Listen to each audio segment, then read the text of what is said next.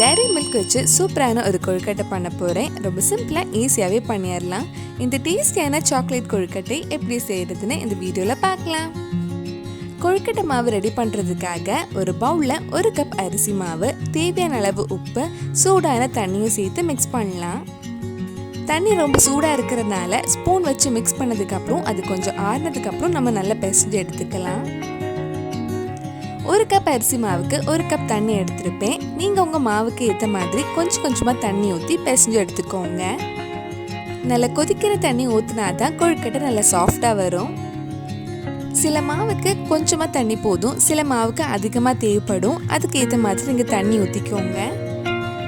இதில் 1 டீஸ்பூன் எண்ணெயும் சேர்த்து மிக்ஸ் பண்ணிக்கோங்க. கொஞ்சம் சூடானதும் நம்ம கை வச்சு நல்லா பிசைஞ்சு எடுக்கலாம்.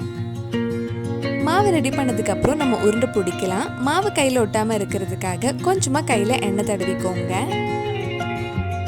நம்ம சேனலில் இதுக்கு முன்னாடி அரிசி மாவு எப்படி ரெடி பண்ணி ஸ்டோர் பண்ணி வைக்கிறதுன்னு வீடியோ போட்டிருந்தேன். நீங்கள் இன்னும் அந்த வீடியோ பார்க்கலன்னா அதோட லிங்க் கீழே டிஸ்கிரிப்ஷனில் இருக்குது, அந்த வீடியோ போய் பாருங்கள். மாவு இந்த மாதிரி உருண்டை பிடிச்சதுக்கப்புறம் நான் டைரி மில்க் சாக்லேட் பீசஸ் இதுக்குள்ளே ஸ்டஃப் பண்ணி மறுபடியும் உருண்டை பிடிக்கலாம்.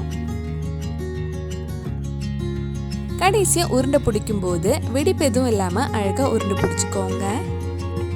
இதே மாதிரி நம்ம மிச்சம் இருக்கிற மாவுலையும் அழகாக ரெடி பண்ணி வைக்கலாம். நம்ம சேனலில் இதுக்கு முன்னாடி நிறைய ஸ்வீட் ரெசிபி, குக்கு கோமாலியோட ரெசிபிஸும் பண்ணியிருக்கேன். நீங்கள் இன்னும் அந்த வீடியோஸ் எல்லாம் பார்க்கலன்னா அதோட லிங்கும் கீழே டிஸ்கிரிப்ஷனில் இருக்குது.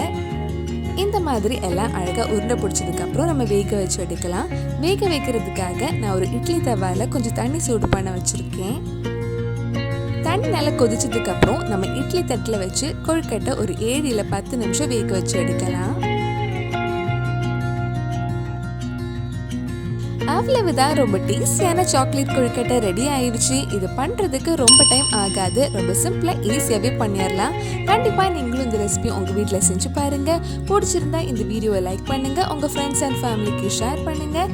வேறு நல்லா குக்கு கோமாளி ரெசிபி நம்ம சேனலில் ட்ரை பண்ணலான்னு கீழே கமெண்ட் பாக்ஸில் சொல்லுங்கள்.